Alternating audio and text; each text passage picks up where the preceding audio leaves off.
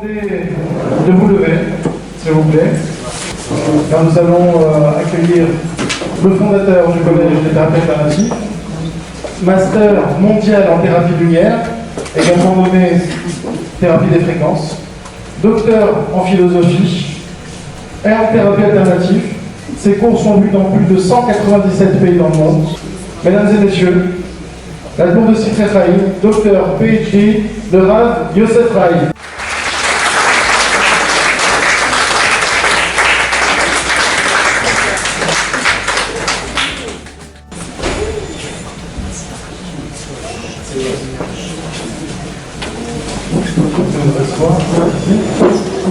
Je vais vous présenter également le professeur éminent, le Rav Hanania, et le professeur de ainsi que Alexander, qui est le fondateur de l'École Secret, le directeur, ainsi que Jonathan Zetoun, que je vous présente un peu plus tard. À présent, comme je vous disais, je vais vous présenter celui qui est un de nos brillants élèves. Mesdames et messieurs, il a présenté une thèse démontrant scientifiquement le fonctionnement des thérapies énergétiques ainsi que leur véracité, pour laquelle il a reçu un doctorat, auteur de 2 livres que je vous conseille de vous procurer car ils sont très intéressants. C'est cette thèse qui va nous exposer ce soir. J'ai le plaisir de vous demander d'accueillir sous un tonnerre d'applaudissements le docteur Jonathan Zetoun.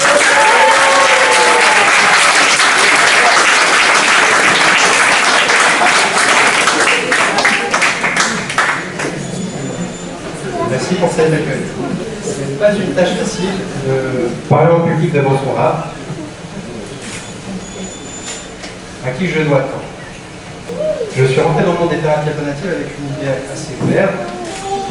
C'était de comprendre les mécanismes physiques qui pouvaient faire que, effectivement, ça fonctionnait.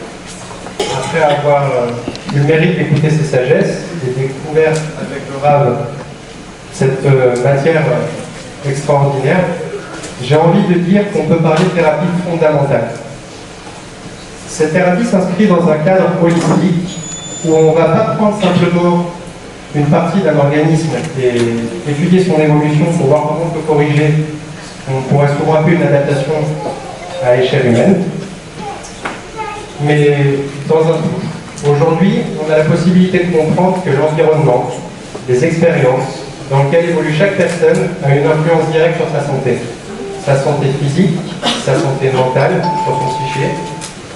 Et ça a des conséquences sur son avenir, son comportement, sa famille, son destin.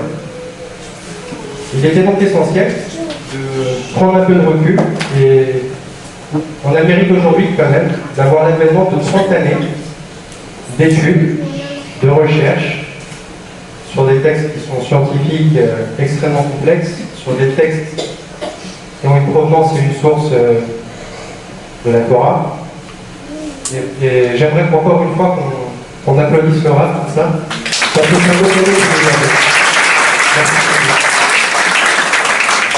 C'est à lui aujourd'hui que je vois ma place, mon entrée dans le monde des thérapies alternatives. C'est lui qui m'a ouvert les portes, c'est lui qui m'a encouragé. J'ai partagé beaucoup avec mon ami, le Rav, et j'en remercie.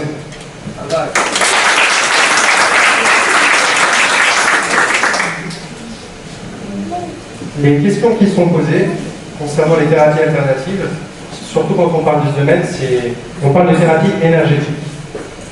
On parle de monde spirituel. Pour ceux qui ont assisté à des cours, on a souvent commencé par un petit débat, qu'est-ce que c'est que l'énergie? Qu'est-ce que c'est que le spirituel? Et on s'est vite aperçu qu'on avait des mots relativement abstraits auxquels il était difficile de pouvoir mettre une réelle signification prouvée aujourd'hui scientifiquement. Ça fait plus de 5000 ans maintenant qu'on enseigne des gestes dans plusieurs instituts dans le monde entier. Et je pense que c'est vraiment une première mondiale que je vais vous exposer aujourd'hui, c'est de pouvoir expliquer scientifiquement un procédé sur lequel jusqu'aujourd'hui on avait des constats. L'acupuncture chinoise est une science millénaire, on apprend les gestes, on connaît les méridiens, On sait qu'en appuyant en instaurant une aiguille sur tel chakra, on va pouvoir libérer une énergie. Encore une fois, qu'est-ce que cette énergie? Qu'est-ce que c'est qu'un chakra? Qu'est-ce que c'est qu'un méridien? Et surtout, matériellement parlant, qu'est-ce que c'est? Comment ça se matérialise? Est-ce qu'on peut le voir? Est-ce qu'on peut le toucher? Est-ce qu'il y a quelque chose de palpable autre qu'un mot? Quand on parle de monde spirituel, on a tous tendance à lever la tête au ciel. On a tous tendance à penser que le spirituel, c'est on lève la tête et puis on va parler avec des esprits. Et ce qu'on apprend en physique quantique, c'est que le monde que nous expérimentons au quotidien est un petit peu comme un oignon, avec plusieurs couches. On est ici dans la couche la plus externe, celle du solide. En thérapie lumière, on nous explique que tout est lumière, et qu'après tout est fréquence. Et c'est vrai que la lumière, c'est une onde électromagnétique, c'est un photon, qui évolue à différentes fréquences. Et plus la fréquence va ralentir, plus la lumière va se refroidir, et plus la matière va se constituer. Étudier l'impact scientifique de ces lumières, la science aujourd'hui a des limites, on va aller au plus loin possible pour expliquer comment ça se matérialise, mais vraiment on a eu des textes, on a le mérite d'avoir ces textes où Laura a pu puiser cette source et nous l'offrir. Aujourd'hui, quand on parle d'atomes, on sait que dans l'univers tout est atome. Un atome, c'est un proton, un noyau, chargé positivement, autour duquel gravitent des électrons, qui sont des particules élémentaires chargées négativement. Des kilomètres les séparent proportionnellement par rapport à ce qu'on pourrait voir aujourd'hui.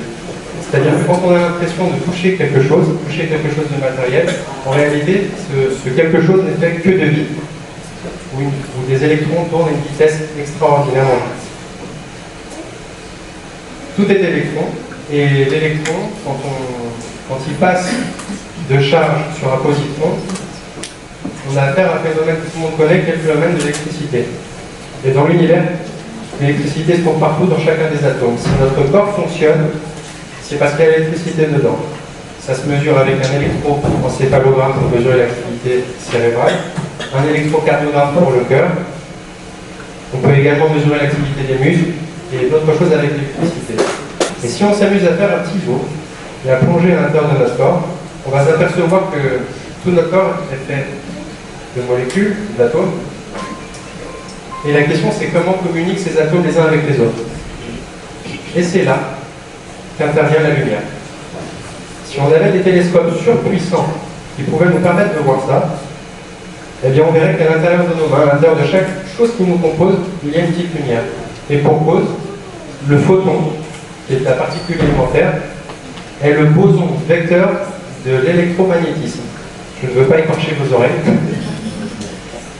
mais en mécanique des champs des particules, quand deux particules se communiquent, quand elles interagissent l'une avec l'autre, elles interagissent par l'échange d'une particule élémentaire autre, une tierce.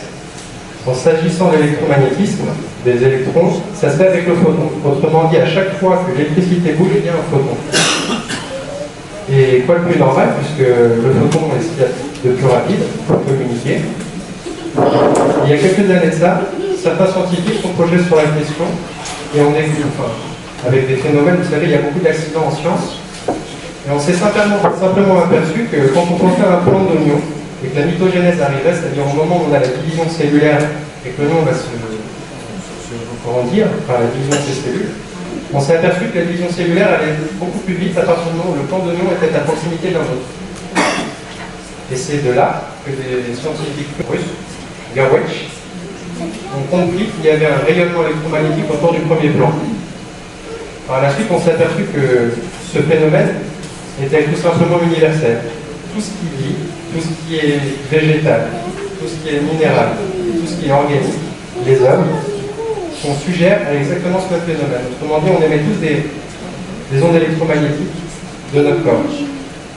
La question qui peut se poser, c'est comment on peut en faire une thérapie.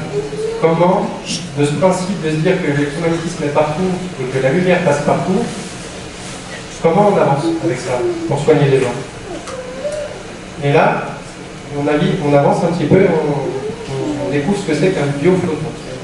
Un biophoton, c'est toujours une particule de lumière, mais elle a la particularité d'être l'apanage des humains.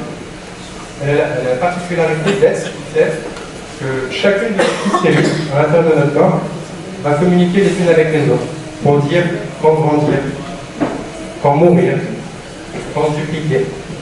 Le phénomène de l'apoptose, et je pense que là c'est une grande découverte qu'on a pu faire, l'apoptose est le phénomène de programmation de la mort de la cellule. Une cellule, c'est quoi son cycle de vie? Elle naît d'une duplication, elle grandit, et puis elle meurt. Pour mourir, elle a deux possibilités. Soit elle meurt par apoptose, c'est sa mort naturelle, c'est un suicide autoprogrammé, soit elle meurt par nécrose. Et là, c'est grave. Pour aller très vite et très simplement, quand la communication cellulaire ne se fait plus, quand une cellule ne sait pas qu'elle doit mourir, on va avoir un phénomène de développement anarchique, des tumeurs qui vont commencer à apparaître et qui vont se développer, et on connaît la suite. Autrement dit, la communication cellulaire est un des phénomènes les plus importants pour lequel on peut s'assister aujourd'hui et une des découvertes majeures pour la médecine de demain. Et aujourd'hui, on comprend également, par l'étude de ces phénomènes physiques, que les biophotons évoluent dans un champ électromagnétique autour de tout le corps et autour d'un groupe d'individus et au final autour de toute la planète. C'est comme si chacun d'entre nous était relié dans un monde quantique où chacun d'entre nous pouvait donner des explications sur son état de santé, comment il se sent. Et à partir du moment où un manque apparaît quelque part, on va avoir un signal qui va être lancé par ces fameux biophotons et qui vont demander d'accélérer la cadence et d'aller soigner, d'aller nourrir, d'aller abreuver et d'aller faire le boulot.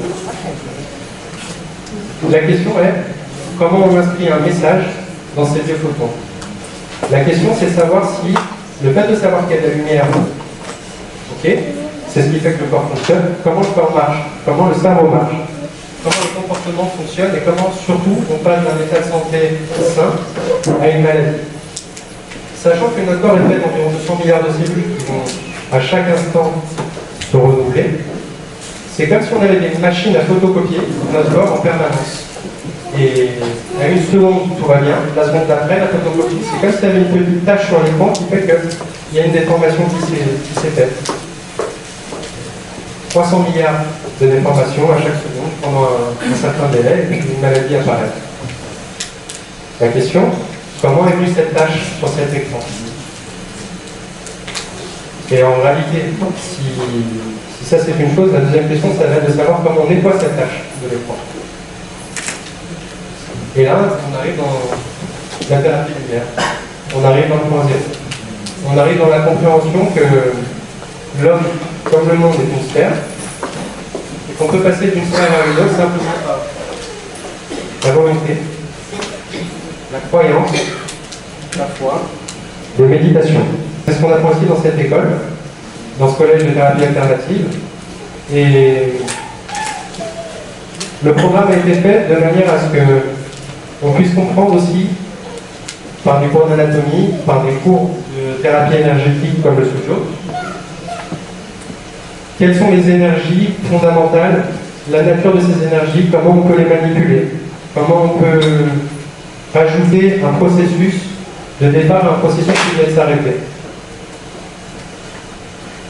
Et j'ai eu la fierté d'assister à ça, de participer à ce développement, qui m'a amené à ce doctorat. Voilà. Donc je vous remercie beaucoup pour cet accueil.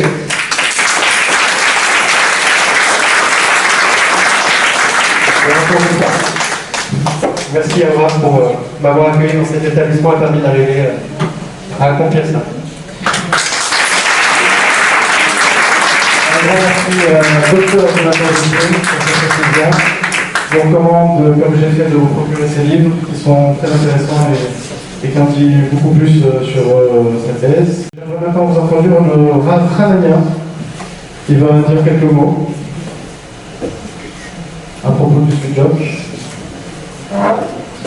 Pour vos applaudissements, s'il vous plaît, mesdames et messieurs.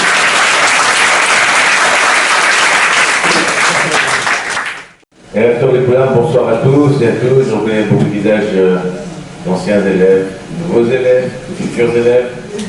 Ça nous a tous réunis ce soir pour cette nouvelle promotion qui va sortir avec ces nouvellement diplômés, fraîchement diplômés. Encore une fois, merci de vous déplacer. Un grand kavod au Rav qui prend sur lui d'organiser constamment des rencontres avec ce qu'il appelle sa famille et non pas ses élèves. Donc on lui est aussi très reconnaissant, on le considère aussi comme notre père, au moins spirituel, en tout cas, que c'est pas évident, il enchaîne activité sur activité, il rend des séminaires dans le désert, pour ceux qui ont eu la chance d'y assister, il paraît que c'était grandiose. Félicitations, docteur Jonathan Sitoun. Et profitez du cas de Jonathan pour un petit peu pour remonter un peu, expliquer ce que nous on fait à l'école.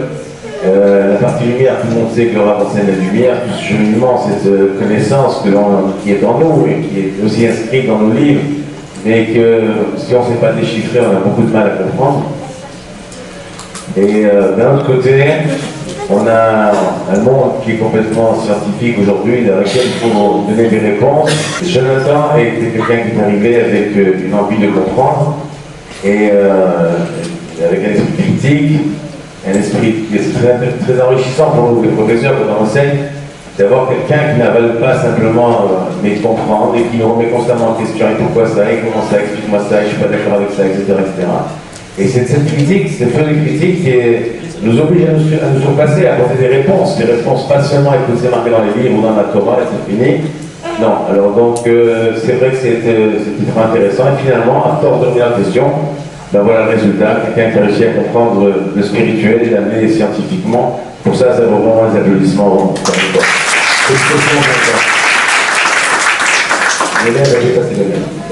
C'est le moment de le dire. Ça, le sous-job, qu'est-ce que c'est sous-job? C'est quelque chose de génial. Moi, j'ai même pas beaucoup Jonathan quand je suis arrivé dans le milieu de la thérapie. Bon, moi, je m'occupais déjà un peu de communauté à travers les thérapies de la Torah. Mais quand il a fallu un petit peu rentrer dans le monde de l'énergie, et le Rav nous a proposé des billets de sous-job, puisque c'est ce qui se rapprochait le plus de ce que la Torah préconise dans le Sefer Yetzirah, qu'on a eu le plaisir de demander avec le Rav. On nous explique que tout le corps figure dans la main, et c'est très pratique. Quand vous avez le corps entier, le corps est quelque chose de magnifique, et cette main, c'est comme un téléphone intelligent. C'est un clavier dans lequel on a tout, accès à tout le corps, aussi bien au niveau physique, au niveau énergétique, au niveau mental, au niveau des sentiments émotionnels, etc. etc. Et d'autant plus qu'aujourd'hui, avec la physique quantique, on voit parfaitement l'interaction. On est capable aujourd'hui, avant et après intervention, de mesurer les changements. On peut brancher des électroencéphalogrammes, on peut brancher des caméras thermiques, on peut brancher beaucoup de choses et voir avant le dipôle et après le dipôle exactement ce qui s'est passé. Donc aujourd'hui, on n'a plus rien à démontrer en tant que pratique de la maîtrise des énergies par la médecine chinoise, coréenne, hindoue. Toute la sagesse de l'école et tout ce que le Rav a consisté à mettre en place, c'était d'harmoniser tout ça. Et quand vous avez la chance de pratiquer et la lumière, et le sous-job, et les neurosciences, ou l'hypnose, tout est un ensemble, tout s'harmonise parfaitement, il n'y a pas de contradiction, et c'est merveilleux quand on peut faire un chilou.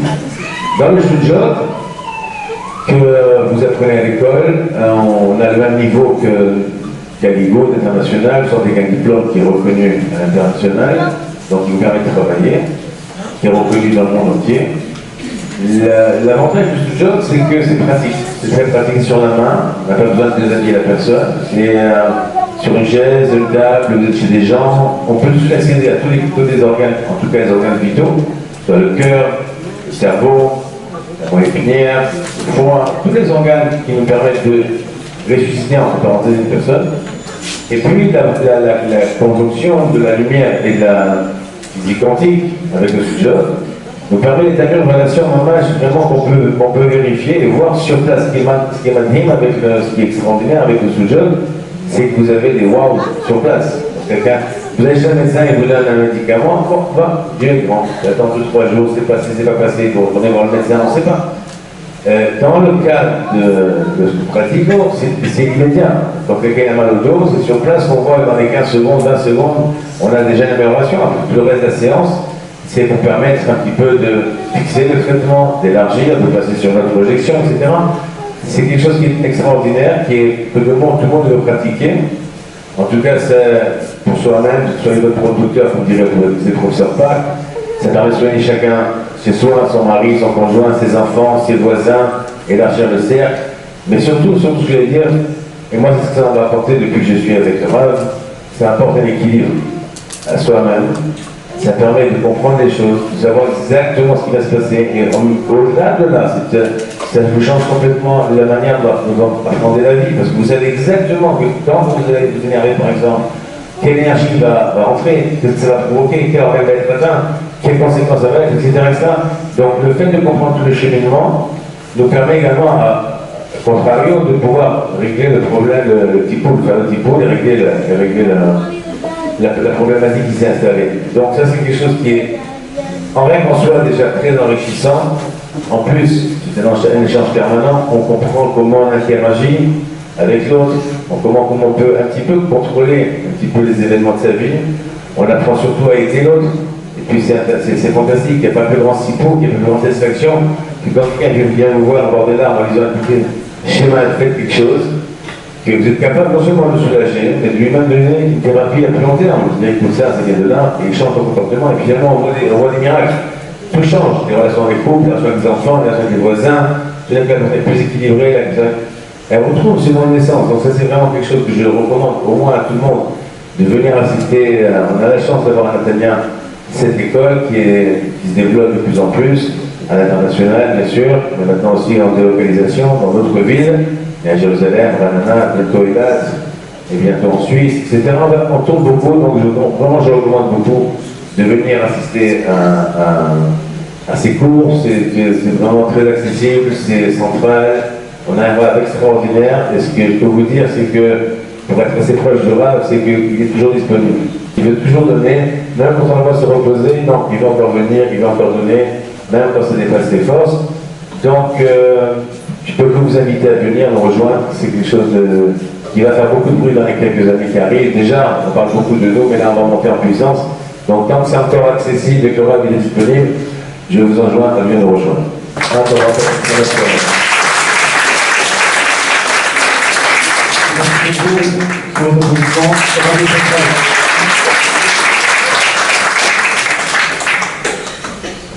Premièrement, Baruch Hashem, merci à toute l'audience d'être venue, les anciens élèves déjà diplômés, et les nouveaux élèves diplômés, et les élèves prochains, Baruch Hashem diplômés.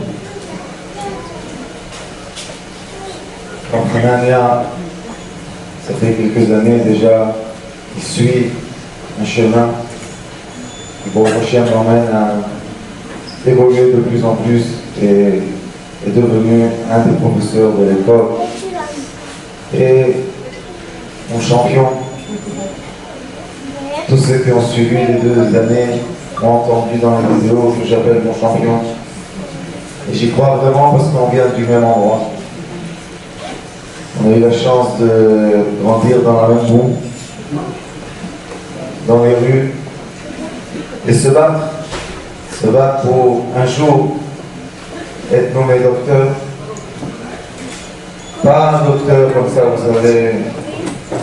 Allez, on lui a donné un diplôme et c'est un docteur. Mais les doctorats, ça s'appelle PhD, Philosophy Doctor. Ils ont compris dans le monde de l'académie qu'il y a des savoirs, que ces savoirs-là, si les gens ils ont bien travaillé, et ont réussi à publier des livres à une certaine quantité de savoir, est valable à quelqu'un qui a étudié premier degré à l'université, deuxième degré, et à la fin a proposé sa thèse, et sa thèse a été acceptée. Et chez notre docteur Zeytoun, il ne sait pas, parce que je n'ai pas eu le temps de le dire, mais ils ont demandé de l'université qu'il a diplômé, qu'il continue au professeur, devenir professeur. Ils ont vu, et ils ont vu que c'est une des seules fois qu'ils ont lu des ouvrages qui sont tellement justes. Vous savez que dans ceux qui étudient beaucoup à l'académie, on sait qu'à un certain moment, la science décide que quelque chose est comme ça, et c'est tout, il n'y a plus de réponse. Et comment, pourquoi comme ça? Tu poses pas de questions. Tu poses des questions, tu sors dehors. Pourquoi? Explique-moi jusqu'au bout. Non. C'est comme ça et c'est fini. Et là, au Hachem, notre cher Dr Zeytoun, quand il est venu pour étudier. Alors Gila m'a présenté. Elle m'a dit, ah, c'est bien qu'il soit étudiant chez nous. Je dis, quel problème? Alors il m'a dit, sache une chose, Rav. Pour moi, t'es un menteur. Comme ça, il m'a dit, pour moi, t'es un menteur. Et je suis venu en classe pour montrer à tout le monde que t'es un menteur. Et j'arriverai à montrer à tout le monde que tu es un menteur. Alors j'ai dit, oh, ça c'est un élève. Ça c'est un vrai élève. Un vrai élève, c'est un champion. Il dit, moi je viens ici, c'est comme un truc de boxe. Et on va voir qui va gagner. Et Baruch Hashem, le maître avec l'aide de Dieu, il a fait des travaux nuit et jour. Il a pris les cours. Et il a dit, je ne vais pas te laisser tranquille. Tu vas me donner les réponses jusqu'à la fin. Et qu'est-ce que ça en est? Comme ça on étudie. Ça en est que Baruch Hashem, il a écrit 2 ouvrages. Vraiment. Le premier, c'est, j'ai suivi avec lui. J'arrêtais pas, je ne pouvais pas arrêter de lire. 10h du soir, 4h du matin. J'arrivais pas à arrêter. Pourquoi? Parce que c'est tellement juste. Tellement précis. Il a été cherché au fin fond pour retrouver, pour ramener les preuves que ou c'est vrai ou c'est faux. Il n'y a pas du milieu et on n'est pas en train de mettre de l'enduit pour arranger les angles. Et je pense que des élèves comme ça, ce sont les personnages qui vont évoluer tout le temps et qui vont emmener tout le temps la médecine, toutes les médecines, en avance, tout le temps dire ça c'est pas possible, je veux vous comprendre pourquoi, comment ça se passe, où ça se passe, prouve-moi, prouve-moi, prouve-moi. Et bon, Hachem, après 2 belles années, très belles années, on a eu la chance qu'il s'est évolué lui-même. C'est pas nous qui l'ont évolué. C'est lui qui a travaillé nuit et jour, Internet, il ne dormait pas la nuit, c'est lui qui a fait ça. Et Baruch Hashem, il est arrivé. Je sais que notre cher Rav Hanania, on a eu la chance d'écrire ensemble un livre qui s'appelle Lève de votre roi. C'est les 32 cheminements de lumière, qui sont 32 consciences de l'être humain à arriver au sommet des sommets permis à l'être humain. Il y a toujours des astrales qu'on peut monter, mais on a 32 cheminements permis à l'être humain. Et j'espère bientôt en français un ouvrage magnifique, on l'a en hébreu déjà fait, qui s'appelle Lève de votre roi, les 32 cheminements de la sagesse. Zat Hashem bientôt. Et maintenant, pourquoi cette école? Pourquoi on veut enseigner aux gens la thérapie lumière? Beaucoup de gens m'ont dit, change de nom, fais thérapie énergétique, fais thérapie des ondes, des fréquences, tu vas voir, ça va marcher mieux. Je leur dis non. Thérapie lumière, c'est le nom de la thérapie lumière. Et ça se répète dans la Torah sans fin. Lumière, lumière, lumière, lumière, notre lumière, sa lumière, notre lumière, les lumières, comment les lumières, toutes les lumières, d'où vient la lumière, il a dit qu'il y a la lumière. Combien de fois ils vont dire lumière, on va pas chercher de quoi il parle? C'est exagéré. Baruch Hashem, j'avais une yeshiva de kabbaliste à Jérusalem. Et un jour, on était en voiture avec le Rav Alexander, qu'il faut applaudir très fort parce que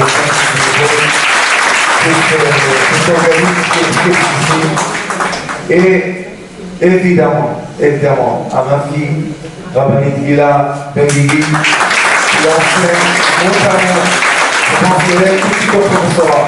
Elle n'a pas besoin de doctorat, rien du tout de suite professeur. Enseigne mot à mot ce que je dis, explique de façon magnifique. Ça aide beaucoup les élèves de bien comprendre, parce que des fois, moi, je fais un petit tour dans les sons, comme ça, un peu déconnecté de la matière.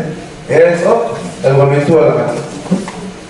Et on était en voiture avec Rav Alexander. Et vous savez, il y a des milieux comme ça que les gens aiment parler beaucoup. Vous connaissez? Et moi, quand on parle de moi, j'ai mal à la tête. Alors elle m'a dit, c'est moi, je suis un grand rap, je suis un petit rap, je suis un grand kabbaliste, je suis un petit kabbaliste. Je leur dis, vous savez ce que je suis? Elle dit quoi? Je leur dis, je suis rien. Je vais disparaître. Ah, tu vas laisser une yeshiva de kabbaliste à Jérusalem, c'était une très forte yeshiva. Je leur ai dit, merci beaucoup. Je vous salue, je ne reviens plus. Et il y avait beaucoup d'élèves. J'avais dit, aujourd'hui, c'est le dernier cours. On dit, quel dernier cours de 28 ans? J'aurais dit, quand ça commence la chambre à vin, faut partir. C'est pas trop, qu'est-ce qu'on a, la chambre à vin?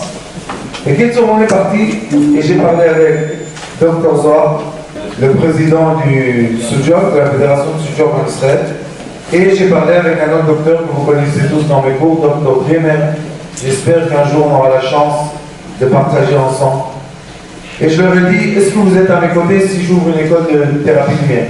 Parce que j'ai étudié avec eux avant, avec Dr. Zohar toutes les semaines, mais avec Dr. Bremer toutes les semaines on étudie. Et je leur ai dit, est-ce que vous êtes avec nous? Ils m'ont dit, ah, on est avec toi, vas-y.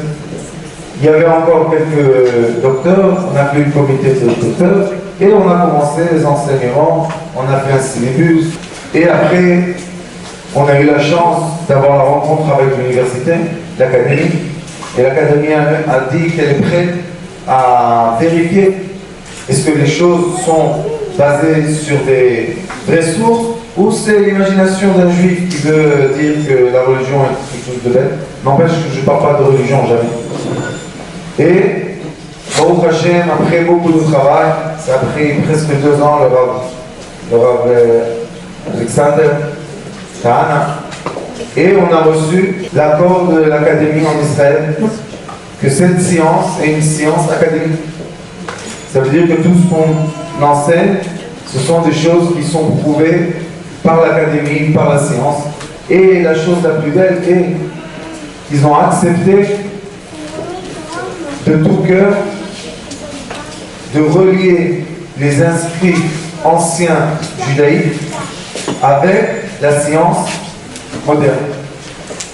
Et là, je pense qu'on a fait un grand pas dans la science. Pourquoi?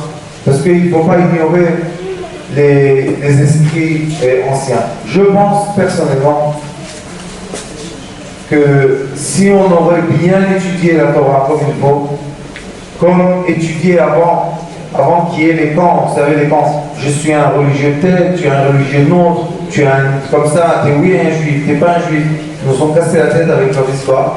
Si on aurait étudié avant ça, eh bien vous aurez vu une chose, que tous les sages de la Torah étaient docteurs.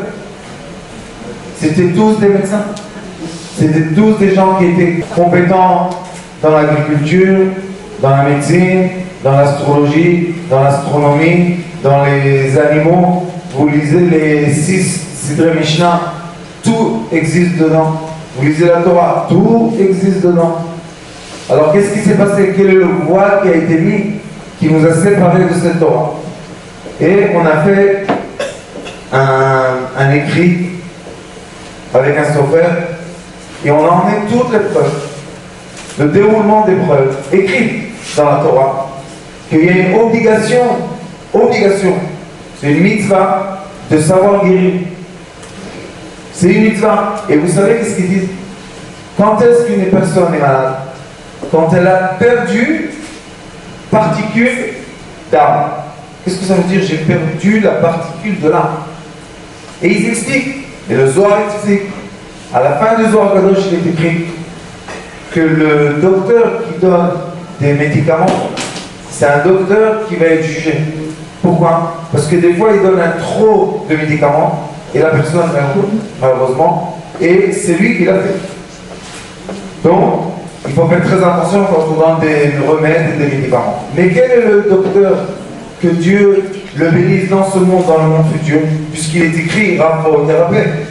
Dieu a donné la permission à l'être de guérir. Donc, s'il m'a donné la permission, maintenant il va me jeter dans l'enfer.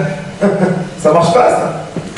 Alors le Zohar Kadosh explique, l'être humain qui va guérir le corps par l'âme, c'est l'être humain qui est béni dans ce monde et dans le monde futur. Veut dire qu'on est tous obligés de savoir le minimum qu'il faut pour mettre en équilibre le corps de l'être humain et son âme. Et je veux vous dire que toute mère qui est dans cette audience et dans le monde entier est une docteur. Parce que des fois, quand on ne se sent pas bien, qu'est-ce qu'elle fait? Viens mon petit, viens. Ça veut dire quoi? Viens mon petit. J'ai la tête, où je viens maintenant? Viens, qu'est-ce qu'il y a?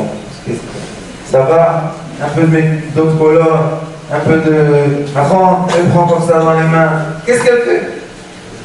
Elle est en train de remettre en équilibre son âme et son corps. Pourquoi? Peut-être à l'école quelqu'un l'a vexé, peut-être il a joué et quelqu'un l'a frappé, mais lui qu'est-ce qu'il a eu? Il a eu un choc. Un choc, c'est la séparation qu'il y a entre l'âme et le corps. Et ce choc-là, il faut le réparer. Parce que l'être humain, on sait aujourd'hui, bon Hachem, qu'on cherche l'auto-guérison et la thérapie lumière marche et travaille et active l'auto-guérison de l'être humain. On ne veut pas avoir des esclaves, on ne veut pas avoir des gens qui sont obligés de faire des choses parce qu'on leur a dit de le faire. On veut avoir des êtres humains libres, d'esprit, d'âme et de corps. Donc, quand on rentre dans l'étude de la sainteté de l'être, on veut comprendre une chose. Si la Torah nous a dit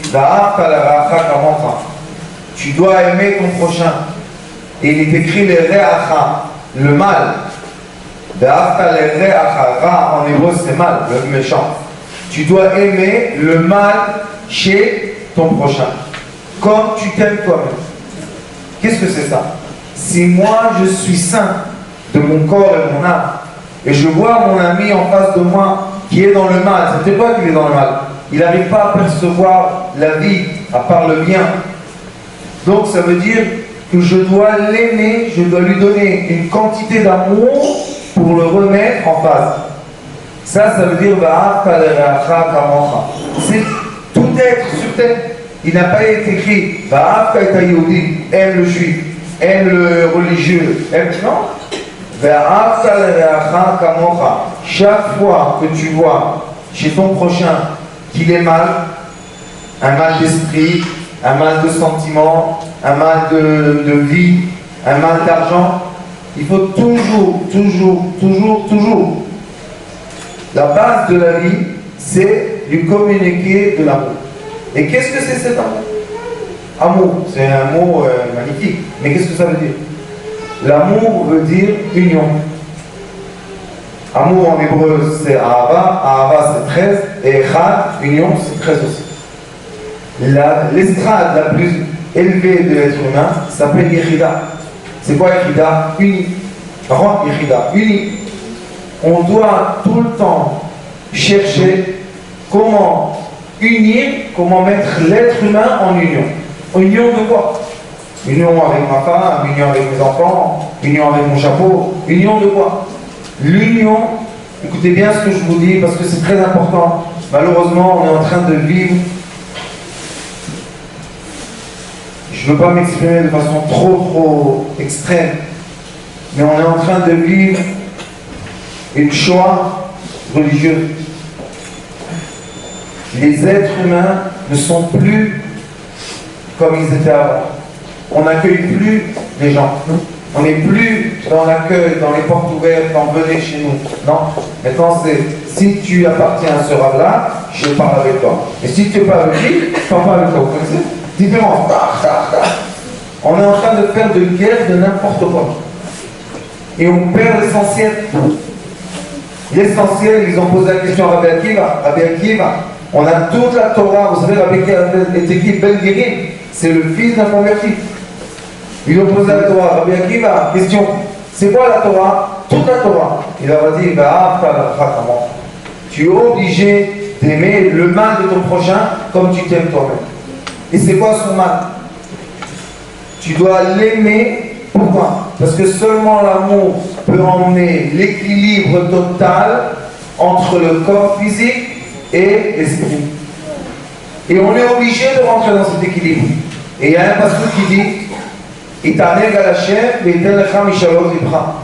tu veux qu'Akadosh Baruch Hu entende tes prières, tu es obligé d'être dans le plaisir. Et malheureusement, on est en train de sacrifier ou bien de transformer la souffrance et le mal en Dieu.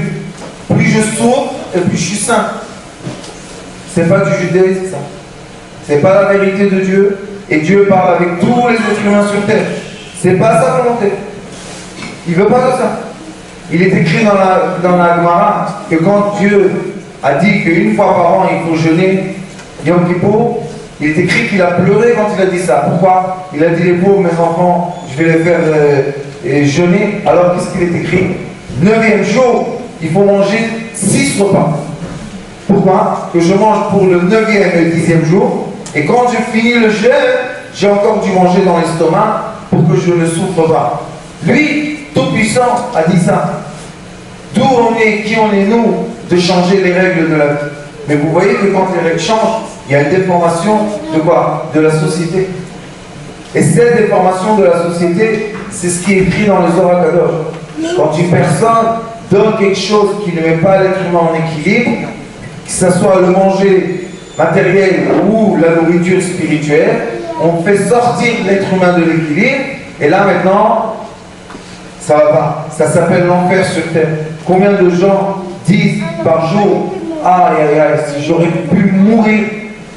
Combien de gens souhaitent à mourir par jour? Ça fait une accusation dans le monde céleste de quoi? Parce que les anges qui étaient contre la création de l'homme, on dit à Kadjiboko, cet homme-là, tu vas voir, il va te trahir. Il dit, non, habitant, l'homme que j'ai créé même. Il dit, comment il t'aime? S'il souhaite tous les jours de mourir, comment c'est l'amour de Dieu? C'est pas l'amour de Dieu. Alors pourquoi je souhaite de mourir? Qu'est-ce que je fais? Parce que je suis sorti de l'équilibre. Quand je ne suis pas dans l'équilibre, j'en suis dans le réachin, je suis dans le mal, je suis dans la volonté de mourir. Mais quand je suis dans l'équilibre, quelle joie j'ai. Je suis content de rien. Qu'est-ce que j'ai besoin? Imaginez-vous maintenant, voilà, on est dans cette salle, au Hachem, il y a un plafond, tout le monde est d'accord? Il est bien, je pense qu'il est solide, regardez les poteaux là, c'est solide. Il y a même des lumières, c'est un grand cadeau. En milieu de la nuit, avant de la lumière, on a tous une chaise, sympathique, en plastique. Il y a même du carrelage, très beau. Ils ont fait là-bas un petit buffet avec la boisson et quelques raisonnants. Qu'est-ce qui nous manque maintenant? On est habillé, au Hachem. Même qu'il fait froid, hein, en hiver. On a des habits pour l'hiver, on a tous des chaussures, tout va bien? Tout va bien. Qu'est-ce qui nous manque? Cet instant-là, qu'est-ce qui nous manque? Rien du tout. Et l'instant prochain? Non plus. Et l'instant d'après? Non plus. Alors pourquoi on se sent mal? Pourquoi on est fatigué? Pourquoi on ne veut plus vivre? Pourquoi on est désespéré? Pourquoi on dit j'ai échoué? T'as échoué de quoi? Non, moi je me suis dit que si jusqu'à la fin de l'année je n'achète pas une maison, eh ben j'ai gâché ma vie. Qu'est-ce qu'il y a? Ta vie c'est une maison. Une maison c'est de la pierre si tu veux. Sois content de ce que tu as, sois content de qui tu es. Mais ça, ce n'est pas le discours. Si ça serait le discours, partout, on aurait eu des gens autour de nous souriant comme avant. Vous savez, je suis jeune moi, j'ai 50 ans bientôt. Je suis jeune, mais je m'en rappelle. Il y a 40 ans, de mon grand-père, et je reviens, toujours souriant. Comment ça va? Ça va, tout va bien. Papy, qu'est-ce qui te manque? Moi, il me manque. Tu es grand, comment il me manque? Pourquoi il manquait rien, vous savez? Il gagnait sa semaine. Avec l'argent, il allait au marché. Il faisait le marché pour Shabbat. Il faisait leur manger. Ça restait jusqu'à mardi. Mercredi, on va encore une fois. Tout va bien. Tout va bien. Et aujourd'hui, j'espère que vous savez, mais il y a les calories vides. Vous avez entendu parler? On grossit parce qu'il y a des calories vides. Des calories vides, ça veut dire qu'on mange énormément et ça reste dans notre corps. On n'arrive pas de s'en débarrasser parce que c'est du manger qui est industriel. Il n'y a aucune âme dans ce manger parce que c'est des machines qui le font. Et c'est pour ça qu'on peut en manger, manger et on n'est jamais assassié. Ça s'appelle les calories vides. Mais si on va chez mamie ou chez maman, oh chez mon ici, on était dans le désert, on a une mamie Lina qui nous a... les gens ils disent comment on réussit à faire là-bas des méditations tellement profondes. Je leur dis c'est la nourriture, vous ne comprenez pas. À l'armée on dit ça va, Soel el Kevato. C'est-à-dire que l'armée circule sur le ventre, ce qu'il a dans le ventre. Et bon, Hachem, du manger pur, et manger, les gens ils étaient au-delà, ils en pouvaient plus. Il dit comme c'est bon, je leur dis oui, parce que c'est des mains qui ont préparé le manger. C'est pas une machine. On emmenait du manger industriel et manger et vous ne s'arrêtez pas. Vous savez combien d'hamburgers une personne a réussi à manger? Hamburger. Imaginez-vous, un hamburger, c'est quand même. Vous savez combien? Record mondial. 152 ou 3. Une personne, quoi, elle a un ventre comme ça. Non, alors comment elle a tout avalé? C'est vite. Tu manges, tu mets dans la machine et il le monte, David, et derrière il te donne à manger. Donc encore une fois, on retourne à quoi? On a un problème de lumière. Les lumières, quand vous allez voir l'écran, on n'arrête pas d'être fusillé par énormément de lumière. On est toute la journée manipulé par des écrans. Donc on est nourri d'énormément de lumière, mais la qualité de vie descend. La joie de gens descend. Ils sont moins en moins contents de leur vie. Moins en moins de couples se marient. Moins de gens et des enfants. Qu'est-ce qui s'est passé? En 40 ans, qu'est-ce qu'il y a? Qu'est-ce qui a changé? Le soleil a changé? Non. Les étoiles ont changé? Non. Qu'est-ce qui a changé? La politique, l'enseignement, la façon dans laquelle on enseigne aux gens les choses, au lieu d'approfondir dans le savoir, on leur fait des examens toute la journée. Examen. T'as réussi, tu continues. T'as pas réussi, hop, à la poubelle. Et qu'est-ce qu'on fait avec ces gens-là à la poubelle? Qu'est-ce qu'ils font eux? Ils deviennent plus gentils? Non. Ils sont aimés? Non, ils sont critiqués. Et les prisons se remplissent. Vous savez que dernièrement, en Israël, il n'y a pas eu de place en prison. Ils ont libéré 1000 prisonniers. 1000 prisonniers, pourquoi? Il n'y a pas de place. Qu'est-ce qu'on va faire? On libère ceux qui étaient. Allez, on va faire rentrer les autres. Qu'est-ce que c'est cette histoire-là que on a de plus en plus de gens qui sont en prison? On a de plus en plus de gens qui ont des dettes. Vous savez combien de gens il y a ça à la poêle en Israël? Il y a des dizaines de millions de dossiers. Combien de millions de personnes il y a ici qui sont capables de travailler? 3 millions. Ça veut dire chacun de nous, il a au moins 5 ou 6 dossiers. Qu'est-ce qui se passe? Pourquoi on arrive à ça? Parce qu'on n'est pas content de notre vie. Et pourquoi on n'est pas content de notre vie? Parce qu'on est tout le temps en train d'être occupé de ce qu'on n'a pas de ce qu'on a. Ils n'arrêtent pas de nous contenter de tout ce que vous voulez. Des fois, quand je circule avec le Rav Alexander, derrière les bus, je me dis, on sort du bus, on enlève une affiche, 200 000 shekels.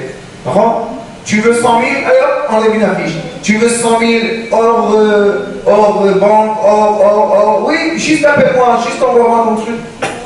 Et les gens, pourquoi ils ont besoin de 100 000? Qu'est-ce que tu vas faire avec 100 000?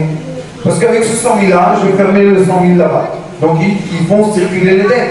C'est comme la crise, avant la crise qu'il y a eu en Amérique, qu'ils ont circulé les dettes de banque en banque, juste pour un peu de profit, mais avec beaucoup de dettes, ça fait beaucoup d'argent. Et à la fin, tout a collapse. Tout est tombé. Et maintenant, je ne sais pas si vous savez, mais ils ont fait les lois en Israël de l'argent en liquide. On n'a pas le droit d'avoir chez soi plus que 50 000 shekels en liquide. On n'a pas le droit de recevoir on peut faire une affaire plus que 10 000 shekels en liquide. Ça veut dire qu'il n'y a plus le liquide, interdit le liquide. Pourquoi? Ils veulent contrôler tout ce qui circule. Mais ce n'est pas qu'ils veulent contrôler. Je vais vous dire c'est quoi la vérité. Il n'y a pas d'argent dans le monde. C'est comme en Europe. Ils ont joué avec notre argent. La banque devait être quoi? L'endroit qui garde l'argent. C'est devenu l'endroit qui vous vend de l'imagination de l'argent. Les gens ont fait des écarts incroyables et ils ne pouvaient pas, ce n'était pas leur réalité. Et qu'est-ce qui s'est passé à la fin? Le corps physique souffre. Vous savez c'est quoi le Cipralex? C'est un cachet contre dépression. Ils disent qu'en Israël, 50% de la population utilise Cipralex. 50% de la population adulte prend des antidépresseurs. Qu'est-ce que ça veut dire pour nous? Ça veut dire que l'être humain n'est pas content. L'être humain souffre. Et c'est pour ça que nous, on est là. On ne va pas faire une révolution parce qu'on est tout petit, bon prochain. Mais on sait que Hanouka nous a enseigné que même si on allume une bougie, ça éclaire quelque chose. Alors ce qu'on fait, c'est que nos chers élèves, on aime de tous nos cœurs. Comme a dit le Rav Hanania, c'est plutôt une grande famille qu'un professeur et des élèves. Et ces élèves-là, au Hachem, chacun d'eux est une bougie qui est unie avec une conscience d'amour de l'être humain, mais pas une conscience je t'aime, on va faire comme ça, on va rêver. Non, une conscience qui étudie, une confiance qui est réfléchie, une confiance qui est approfondie.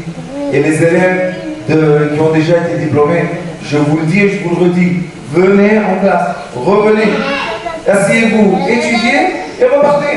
Mais il faut travailler, c'est une information qu'il faut travailler. Rabani Betash est là, oui.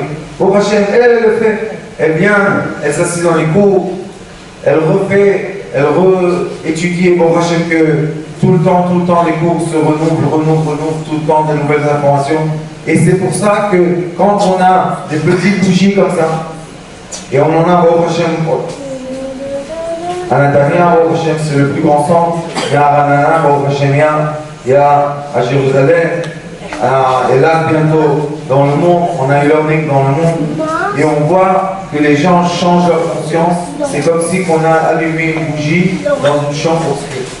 Et cette bougie-là, c'est elle qui donne la joie à l'être humain. Et on sait très bien que quand en hiver comme ça, les gens n'ont pas assez de lumière, commencent à rentrer en dépression.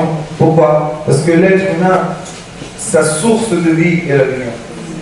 Et on ne peut pas dire quelque chose d'autre. Non, les ondes, tu sais, ne dis pas lumière, ça se fait pas. Pourquoi? Dis onde, dis électromagnétisme. Non, c'est de la lumière. On a besoin de lumière. Et on sait que cette lumière, on peut l'avoir. Le Hari Akadosh dit Or echad yesh ma'al rosho shel adam. Une lumière, il y a au-delà de la tête de l'être. Par cette lumière-là, rentre dans notre corps une âme qui a 5 étapes. Et au-delà de nous, il y a une âme aussi. Et cette âme-là nous connecte à l'infini. Et par cette lumière, on peut monter et descendre de l'esprit au corps et du corps à l'esprit. Quand une personne va au Hachem et on a guéri, avec l'aide de Dieu, énormément de gens. Juste aujourd'hui, et la semaine dernière, est venue une dame du Brésil elle a eu un stroke, un AVC, et elle ne pouvait pas parler. Et aujourd'hui, elle est venue, elle a parlé. Elle a parlé. Sa fille était. Elle parle. C'est le miracle de Nouvel An. Vous savez, c'est chrétien. J'ai dit oui, miracle de Nouvel An, t'as raison. Mais vous savez, cette dame-là, maintenant, quand elle parle, qu'est-ce qu'elle va dire? Elle va dire j'étais et j'ai reçu une thérapie lumière. De quoi? D'un rap. Qu'est-ce que ça va faire dans le monde?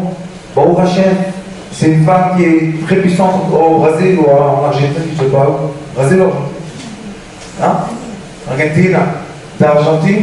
Elle est contente, elle parle. Et combien de choses on a comme ça, au Hachem, il a, tu sais, au début on était comme ça, et après, et tout ça j'ai reçu au Hachem de mon maître, c'est vraiment le bracha, il faut toujours rappeler son âme, parce que c'est lui qui m'a enseigné tout ce que je sais. Moi je suis rien du tout, c'est mon Dieu, si je sais quelque chose, je serais évanoui, ça fait longtemps. Et tous ceux qui sont intéressés de comprendre, d'entendre, eh bien, on vous invite, on vous invite dans les cours. On a des cours le dimanche et le mercredi. Vous pouvez rentrer en classe, parler avec les rabbins Gaël. Venez en classe, entendre un cours, 2 heures. Moi je donne, après Rabbanit Gaël donne encore 2 heures. Vous allez comprendre comment les choses sont bien réfléchies. Parce que j'ai eu la chance de venir de la science. Et dans la science, si on n'explique pas exactement ce qu'on fait, c'est pas valable. Et mon maître était un yéménite. Et au Yémen, comme je vous dis toujours, là-bas, c'était si tu sais expliquer, tu as le droit de faire, mais si tu ne sais pas expliquer, tu n'as pas le droit de faire. Alors chaque fois que je guérisais à côté de lui, il me dit, explique-moi ce que tu as fait. Pourquoi tu as fait comme ça? Je disais, mon frère, je peux t'expliquer.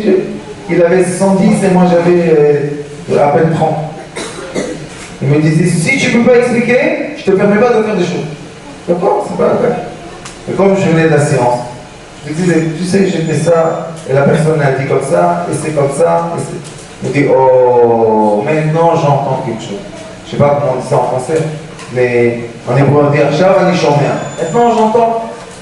Mais explique-moi encore, et pourquoi, et comment je dis, tu sais, ça c'est écrit là, et dans la physique quantique c'est comme ça, l'électricité marche comme ça, et l'électron bouge comme ça, je dis, oh, continue. Et on a vu dans le Sefer Yetzirah que le Rabbah d'Akadosh, 1100 ans en arrière, parle de l'atome, définit l'atome de façon parfaite. On va encore plus loin. Le Zohar Akadosh, Tikkun le Zohar, il y a 2000 et quelques, explique exactement comment l'atome marche, comment les lumières influencent les séparations qu'il y a entre le proton et le neutron. Il explique comment l'atome est dans les sphères, qu'est-ce qu'il fait dans les sphères, comment il agit, quelle est la sagesse qui dit à l'atome connecte-toi à tel, connecte-toi pas avec l'autre. Tout ça est écrit. Le seul problème est la traduction. La traduction, pourquoi on ne permet pas de traduire? Et quand on traduit de notre monde, de notre jour, j'ai vu dernièrement des livres, il traduit le Talmud, il ne dit pas les mots. Ils disent une idée. Pourquoi tu les fais exactement les mots? Traduis les mots? Non. Parce que si je vais traduire les mots vraiment, l'idée ne sera pas comme je voulais. Et là, on commence à faire les séparations. Et quand on commence à faire les séparations, on a énormément de maladies. Et je ne veux pas parler du couple, n'en parlons pas du tout. Juste, je vais vous dire une chose pour vous éclairer un peu le problème de la séparation. C'est que quand une femme va dans un mariage, il y a un bébé, on dirait qu'elle est sortie d'un journal de mode. Mais quand elle est à la maison, la chiffonnière, ça veut dire moins que ça, pas possible. Pourquoi? Qu'est-ce que c'est ça? Quand tu es avec ton mari, sois la plus belle du monde. Et quand tu es dehors, sois simple. Non. Dehors, je vais être magnifique. Et toi, mon fils, tu vas recevoir zéro. Pourquoi? On est féministe. Maintenant, on va faire le bras de fer. Qui est plus fort? L'homme souffre, la femme souffre. Qu'est-ce qu'ils ont fait à la fin? Ils sont tous tombés amoureux des écrans. Les jeunes sont dans les écrans, les filles dans les écrans, tout va bien, il n'y a plus de mariage, il n'y a plus d'enfants, et tout le monde est content. Qui est content? Les anges là que je vous ai dit, qui ont dit à Dieu, tu verras que les êtres humains vont te trahir, ces anges-là sont très heureux. Sauf qu'ils ont oublié que dans chaque génération, il y a des petites lumières. Et ces petites lumières-là font leur travail en silence. Alors, il va de rattacher. Que Dieu nous donne à tous et à toutes une bonne santé, surtout en hiver. Et qu'on soit tous très très heureux. On soit tous contents de ce qu'on a. Il ne faut pas chercher plus loin. Il faut être présent. Et Baruch Hashem, une chose très importante, juste pour finir, comme il l'a dit Raphaël, ça peut ne pas finir, mais je ne veux pas vous dire de finir. On a eu la chance d'avoir une élève, Rabbanit Mouna, qui est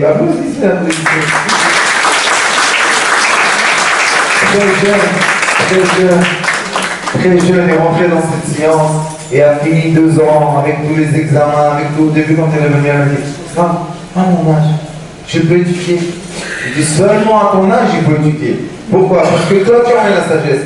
Et on a aussi Jessica, au Rachel, je pense que c'est l'élève la plus jeune. Elles sont assises ensemble, en classe, d'accord? Et elles étudient. Et bien, au Rachel, ça veut dire que cette sagesse est valable pour tout le monde. Alors, Bezrat Hashem, qu'on est vraiment en Paris et que tout le monde remette en place les écarts qu'il y a entre leur vie physique et leur vie virtuelle. Mettre tout en équilibre et avoir la joie de vivre. J'ai, moi, le kavod d'inviter la Rabbinit Gila de dire quelques mots qui me tenaient à cœur. Déjà, la première chose, et Baruch Hashem, je suis contente que les anciens élèves, pour la plupart, soient là. D'abord parce que ça fait très plaisir de les voir, et parce que comme il a dit Laura, c'est une grande famille. Et au début, quand on a ouvert l'école, ça paraissait un challenge qui n'était pas évident. Et que les gens viennent et comprennent ce que c'était une thérapie qui était nouvelle. Et qu'ils comprennent la fusion entre le côté spirituel, le côté scientifique et le côté guérison. Tout ce qui est alternatif, ça a tendance à paraître un peu surnaturel, on va dire. Ou en tout cas, pas trop terre. Et là, ce qui avait de magnifique, c'était que les résultats qu'on avait vus concrètement étaient tellement incroyables que c'était des faits, des résultats qui étaient concrets. Et quand les élèves sont venus étudier, chacune est venue pour une raison différente. Mais dans le résultat et dans l'aboutissement, chacune a compris c'était quoi aimer son prochain, c'était quoi savoir se positionner vis-à-vis de l'autre. Et ce désir que chacune avait de vouloir aider a fait que chacune s'est investie à fond dans les études, que chacune a donné. Je parle également de la session maintenant qui va recevoir les diplômes. Au début, dans cette classe, il y avait énormément de questions, surtout. Et c'est pas simple d'enseigner quand tout le temps il y a des questions et on demande et pourquoi et comment. Et au bout d'un moment, petit à petit, chacun a compris que d'abord, il fallait que lui comprenne sur lui ce que c'était. Comme un médecin qui doit d'abord lui être en bonne santé, équilibré pour pouvoir guérir les autres, de la même façon pour pouvoir traiter, il faut déjà individuellement être équilibré soi-même. Et ça, c'est une expérience que moi, personnellement, j'ai trouvée magnifique en tant qu'enseignante. C'est le fait de voir la volonté de chacune de travailler sur soi. C'est facile de parler à un patient et de dire « Viens, je vais me raconter ta vie ». Mais quand soi-même, on doit se mettre face à ses propres réalités et face à son miroir, c'est moins facile. Et chacune individuellement a fait un grand travail sur elle. Certains ont accepté d'enlever des barrières, d'autres moins, mais sur l'aboutissement de la fin des 2 ans, Baruch Hashem, tout le monde a enlevé les barrières qu'il fallait enlever. Tout le monde a accepté de travailler sur lui. Tout le monde a compris que le bien-être au quotidien, c'est nous qui le construisons. Et que l'équilibre et la lumière qu'on cherche, elle n'est pas à l'extérieur, elle est à l'intérieur. Et quand chacun arrive à trouver sa propre lumière qui il est, et quand on comprend que chacun est fait de qualité et de défaut, mais quand on comprend que les défauts, c'est des atouts, ça fait partie de la personnalité pour aider à se construire, à aider les autres, on comprend que c'est qu'une question d'équilibre et de trouver qui on est vraiment.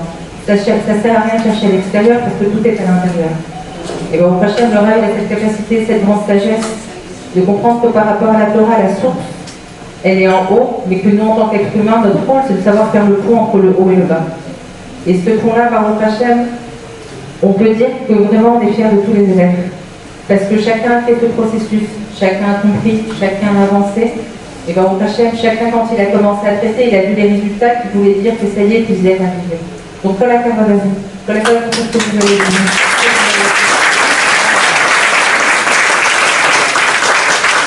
Premier diplôme, vraiment celui qui a tous les mérites. Vraiment un grand travail. Doctorat, au Rav Zetoun.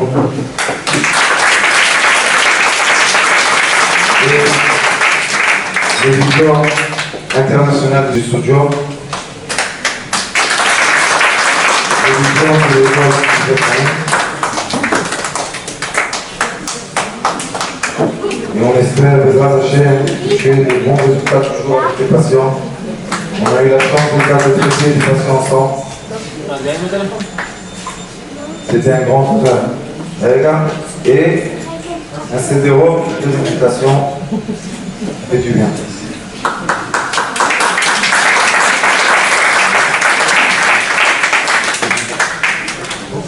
Caroline Assoumine est là.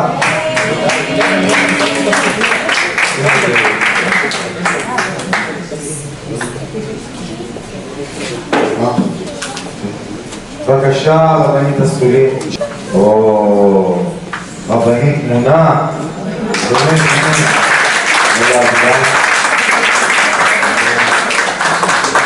באמת, recevez le diplôme du studio du Rav Hanania. Ariel Choukoun.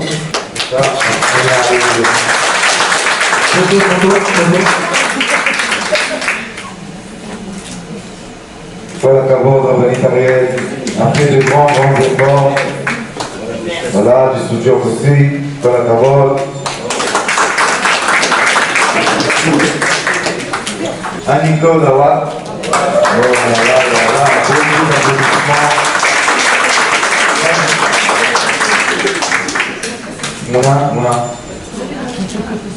Et j'ai l'honneur d'avoir réussi à enseigner à notre fille Naama. Je sais que c'était la thérapie lumière de façon incroyable. Elle a eu énormément de résultats et après elle a décidé d'être un peu maman. J'espère qu'elle va revenir. Ouais, vas-y. Voilà. Il t'a un miroir. Et qu'est-ce que je te vois là?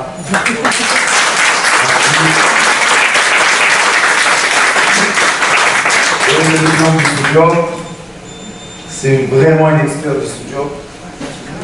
Mais je pense qu'elle a pris la bonne décision d'être une experte d'être une maman.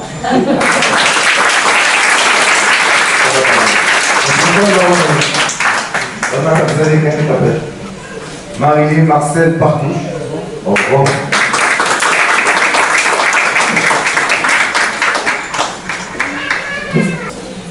Et il a tout le temps dit, hey, les femmes, mais nous avons des hommes. Eric.